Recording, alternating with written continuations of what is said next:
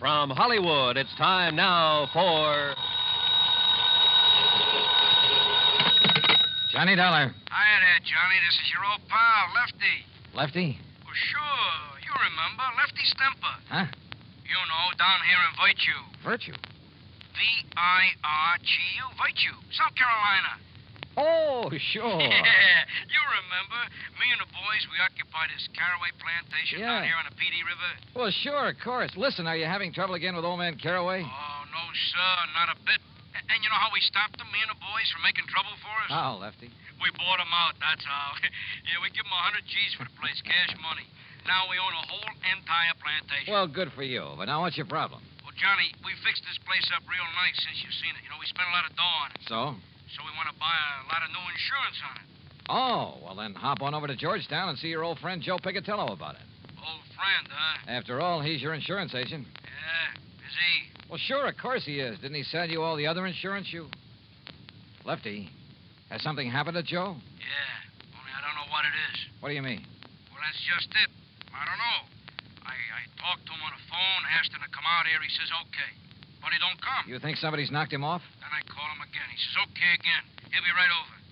But he still don't come. Well, have you gone over to Georgetown to see him, to see what's the matter? 5, 6, maybe even half a dozen times. But every time he ain't there. Lefty, I don't get it. That's what I'm trying to tell you. There's something wrong about it, Johnny. And if I was you, I'd come down here and find out. You know something? I think you're right.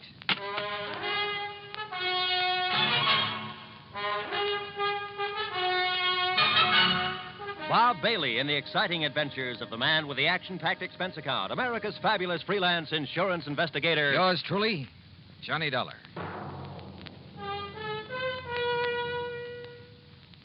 And now, Act One of yours truly, Johnny Dollar.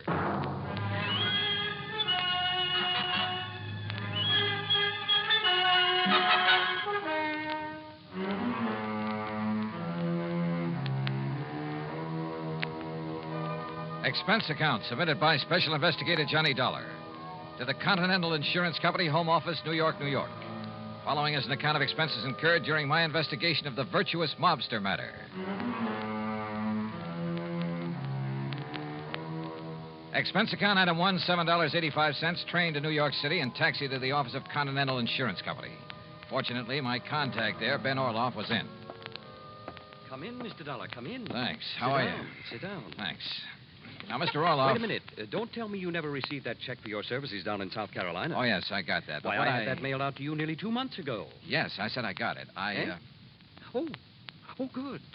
Incidentally, I thoroughly enjoyed your report on that case, the Village of Virtue matter, you called it? Yes, Though I why know. a group of ex-gangsters should decide to settle in a town called Virtue, I'll never understand. Well, Were they really behaving themselves, as your report indicated, or had they been using that old plantation for a sort of hideout?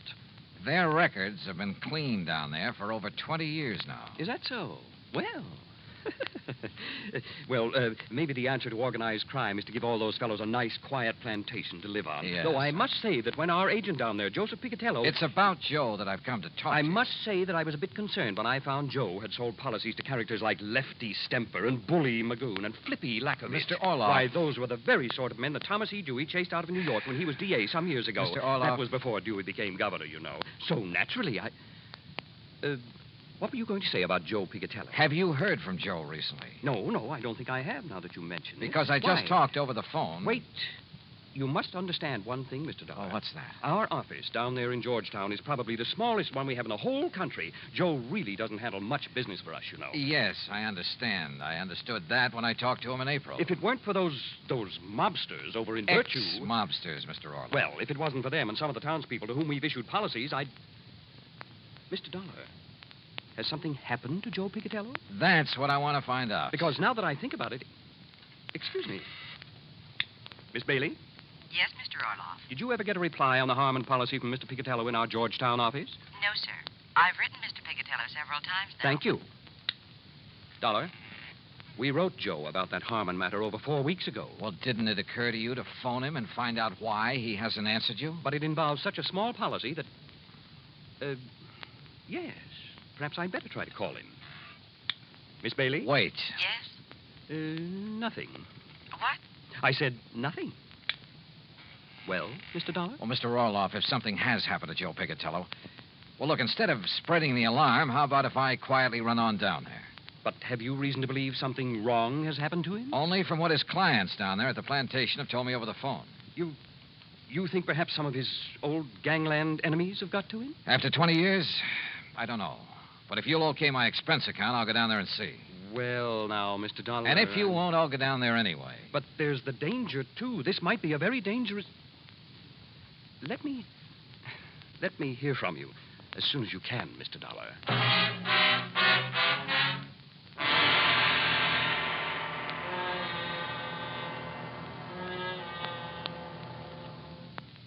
Act 2 of yours truly, Johnny Dollar, in a moment.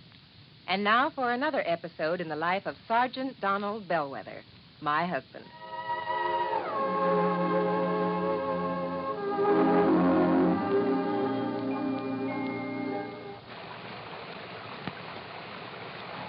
Oh, Donald, it's sure pouring, isn't it? Can you see all right? Oh, yeah, I can see. Those windshield wipers are operating with mechanical perfection. You notice there are no more streaks either since I put on the new rubber blade. You know, I think every driver should have his windshield wipers in good order. It's much safer. It would be much safer if everyone would slow down during wet weather like my husband is doing right now. Just being cautious, Reba. We don't want an accident in this downpour. We don't want an accident any time. Yeah, that's for sure. Well, the experts say that accidents just don't happen. Something causes accidents, and that cause can be prevented. By the way, dear, in what kind of weather do you think most accidents occur? Oh, I'd say in rain or snowy weather or slippery weather when visibility is impaired. That's the wrong answer, dear. Wrong? Are you serious? Statistics show that 8 out of 10 accidents occur when the weather is clear or with a cloudy overcast. Are you positive? I wonder why. But, here's our house, dear. Oh, yeah. Now, you sit right here, Reba. I'll get out with the umbrella, and then I'll come around and open your door. All right, honey. I wonder why. Wonder why what? Why 8 out of 10 accidents happen in clear weather? Oh, well, I don't know for sure, Sergeant. But I do know that you drove very carefully tonight in the rain. Thank you. Now, if everyone drove as carefully during clear, dry weather, there'd be less accidents, I'm sure. Hey, that must be it. People automatically get cautious in the rain and snow. Too bad they don't stay that way in good weather. You will, won't you? I mean, drive safely in good weather, too? I promise. Oh, that's my Donald. That's my doll.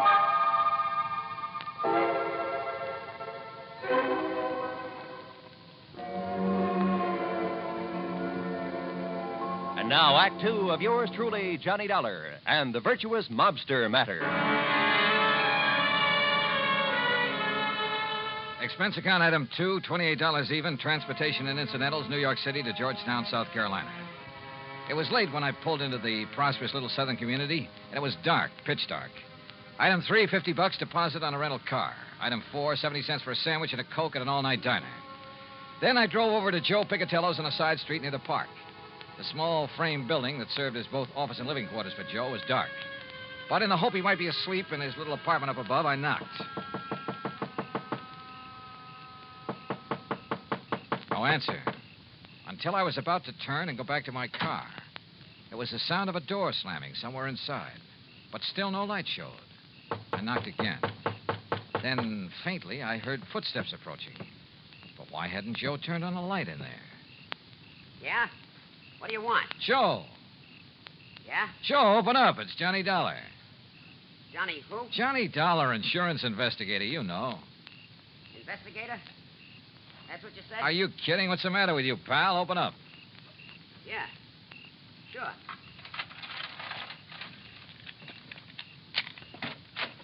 Hiya, Joe. What's the idea of no lights in here? You forget to pay your bill or something? Maybe. What do you want? What? Investigator, you said, Willie. Did you hear that? Willie. Yeah, I heard. Hey, what is this? Don't move. Huh? Oh, no, you don't. Oh.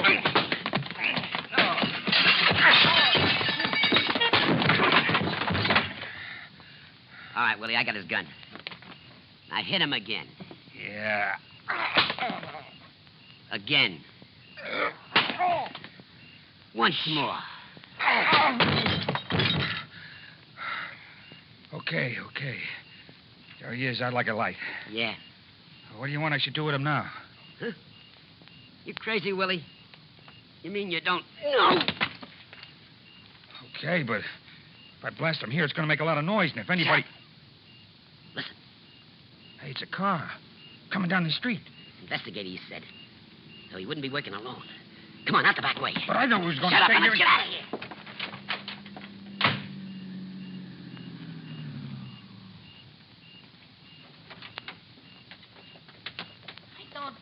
I don't see no lights on, Lefty.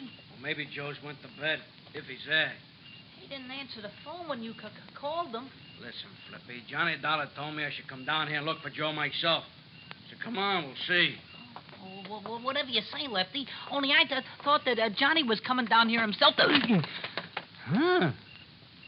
Hey, look, this door's open. Yeah, you look what I stepped on. Joe, what happened there? That ain't Joe. It's Johnny Dollar. Johnny Dollar. Hey, you're right, Flippy. Somebody must... Listen, get away. Oh, Johnny. Johnny, it's me. It's me, Lefty. Lefty? And me, Flippy. Johnny, okay? You all right?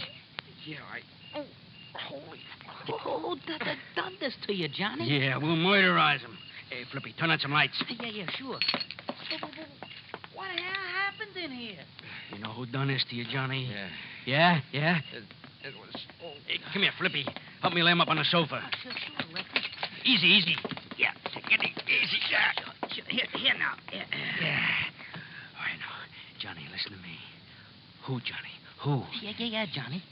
I can't believe it, but I could see him in the light from the street. Who? Joe. What? Joe Pigatello.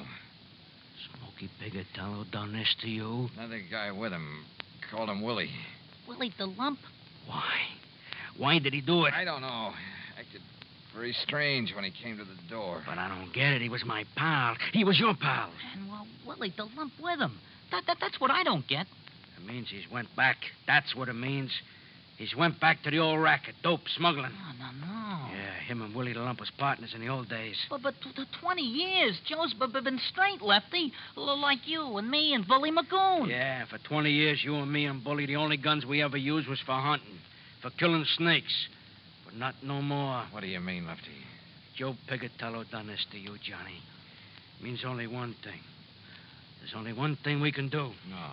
He's right, Johnny. No, Lefty. Yeah, Johnny. First we take you back to the plantation where you get all right again. No, listen to me. Then we Lefty. find Joe Pigatello.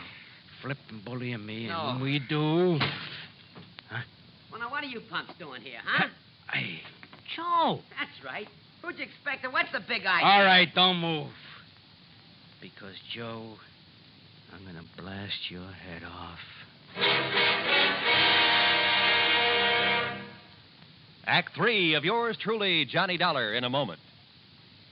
Do you know who said, every individual in society has certain powers, rights, and privileges which no other individual can justly abridge or destroy? Those words were written by Noah Webster, the man who compiled America's first great dictionary. Mr. Webster knew that if the country which he had seen come into being were to succeed, the rights of the individual have to be protected.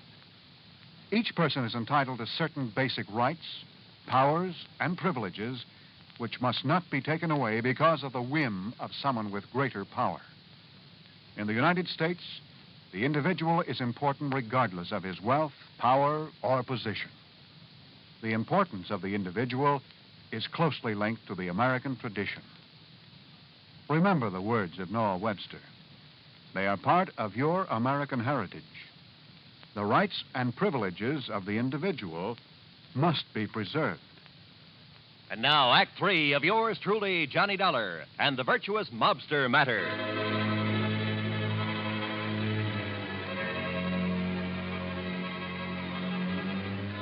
To say the atmosphere was tense there in Joe Pigatello's office in Georgetown, South Carolina, would be the understatement of the week. After the beating I'd taken from the ex-gangster and one of his pals, my old friends Lefty and Flippy had come in and found me there. And they couldn't understand why Joe had done this to me. Unless... It means he's went back. That's what it means. Went back to the rackets. Oh, Willie the Lump was with him. Him and Willie was partners in the old days. Dope, narcotics. So the two of them swore to get Joe. And then suddenly we looked up to see someone standing in the doorway. It's Joe. It was Joe Picatello. That's right. Now, who'd you expect and what the... All right, don't move. Because, Joe, I'm going to blast your head off. Oh, now put that thing down, Lefty. Don't move. What is this, Slippy? A gag or something? Is it a gag what you done to Johnny Dollar? Johnny. I said one move and I'll give it to you. Johnny. Turn around, Joe, or I'll shoot you in the back, you dirty... What did they do to you, Johnny? Listen, Joe. Lefty. Flippy, I'll kill you for this. What are you talking about, you dirty rat? Wait, Lefty. Johnny's my pal. Like you used to be before you went back in the rackets. Went back in the racket? Yeah, with that dope hound with Willie the Lump. What do you know about Willie the Lump? Plenty. Now that you're back with him. You're crazy. It's no good, Joe, because Johnny recognized you. You and Willie the Lump when you waked him over. And I tell you that I had... 20 years, you and Bully and Flippy and me, we showed we could do it straight. We could be respectable. Me and the boys at the plantation, you down here. But now you spoiled it. You ruined it for all of us. Look, will you listen? So don't move. We made a deal. You and me and the boys. 20 years ago. If anybody slips, anybody breaks up our respectable life, he gotta go. Was that the deal? Yeah, that was the deal. But you don't know what you're talking about when you say I'm going back in All right, so you lousy scum, you not only go back, you do this to Johnny Dollar. My friend, the guy who believed in us. Lefty. So for that, you gotta go. Lefty, listen. Now, Joe. Right. Lefty. Give me your gun, Lefty. No, Johnny. That was the deal. You ever use a gun on a man, you'll go up for the rest of your life. Johnny, it's for you. I'm killing him. Hand it over, Lefty.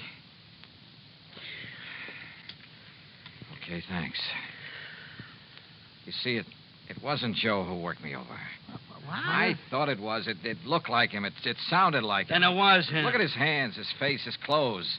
Is this the man I fought with in here 5 minutes ago? Sure, maybe I did get the worst of it with two of them on top of me. But believe me, I cut them up some, too. He's right, Lefty. Yeah, but then I don't... Look, if it wasn't him... The twin. You're right, Lefty.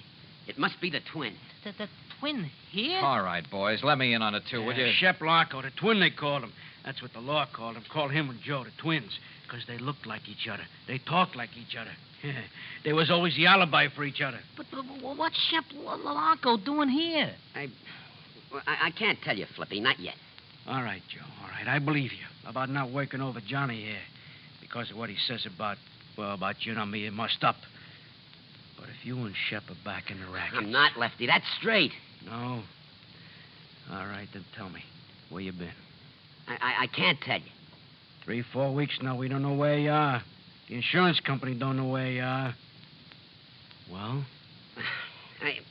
I can't tell you. Now listen. Oh, you listen. You listen. If Shep and Willie have been here, they'll be coming back. Why? Yeah, Joe. Why? I can't tell you. I can't tell you. All right. Listen. We're listening, Joe. The Secret Service. Huh? Well, after those killings up in Baltimore. During that smuggling job? Yeah, Johnny. They knew the twins, Shep Larko and Willie. Well, the boys in Washington knew they did it. But they didn't know where to find them. Well, go on, Joe. So they spread the word. The Secret Service spread the word. That I knew where Shep and Willie were. That I would lead them to them. You knew where they was, huh? No, but the law boys knew that'd flush them out. Get Shep and Willie out looking for me. Gunning for me. And the Secret Service didn't keep you undercover? Yeah, until today, back in Washington. But I talked to you on your phone right here. Oh, the line was rigged through to Washington. You said until today, Joe. Yeah, because Shep and Willie didn't show. The law boys had to make them show. So then they sent you here as living bait? Yeah. And they passed the word that you'd be here? That's it, Johnny. That's why Shep and Willie were waiting here when you came. That's why they'll come back now that I'm here. Boy, you stuck your neck out for the sake of going straight. I couldn't help myself. The Secret Service rigged it on me. Guy named Phillips. But now you're all in it. So, Flippy, turn out the lights. Yeah, and let's get out of here. Oh, no. What? Oh, listen, we was crooks, but never killers. But it's killers that's coming to get Joe. What do you mean, Lefty? But they won't. And they won't get you, Johnny. Sorry, Lefty, I can't move. But then we're staying. For you and Joe. Yeah, right. So turn out the lights, Flippy. You're too late, boys. Shep. The twin. That's right. Your old pal, Shep Larko. Keep a rat on him, Willie. Don't worry, Shep. Investigator, huh, Dollar? Only at Secret Service, ain't it? Is it? I knew we should have killed you when we had your dollar. But we thought these boys driving up was reinforcements. Reinforcements. We should have known the Secret Service wasn't that bright. All right, Willie, frisk him while I keep this gun on him. Sure. Don't none of you try nothing. Not Dollar. We got his gun. Oh, okay. Just what do you intend doing, Shep? They're clean, Shep. What do you think? All right, Joe gets it first. Put your gun up close so it don't make no noise. Go ahead, Willie. Yeah.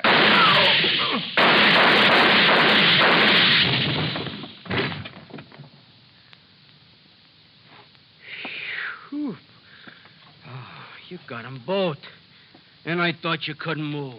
Yeah, boy. Thanks, Johnny. Thanks.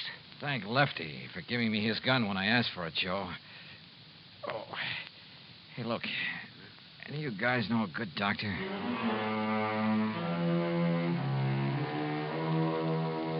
Yeah, I've said it before and I say it again. In this insurance business, you never know what you'll run into. Expense account total, including a flock of medical expenses and the trip back to Hartford, $174 even. Yours truly, Johnny Dollar.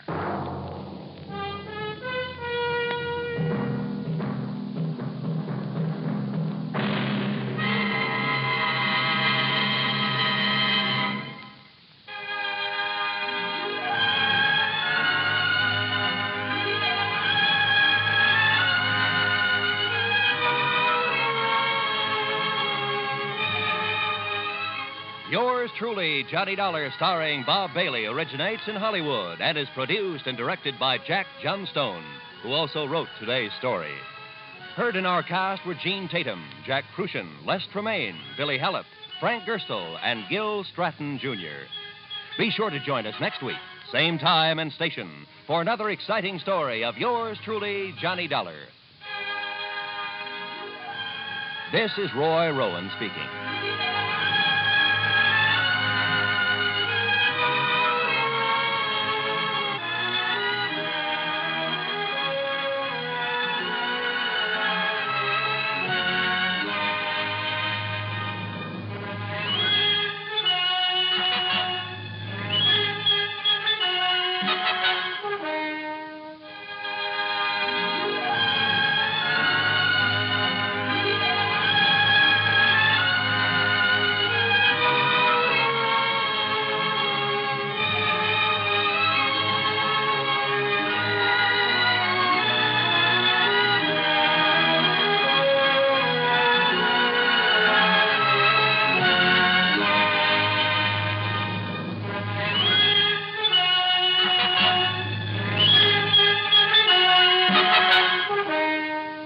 Yours truly, Johnny Dollar, has been a presentation of the United States Armed Forces Radio and Television Service.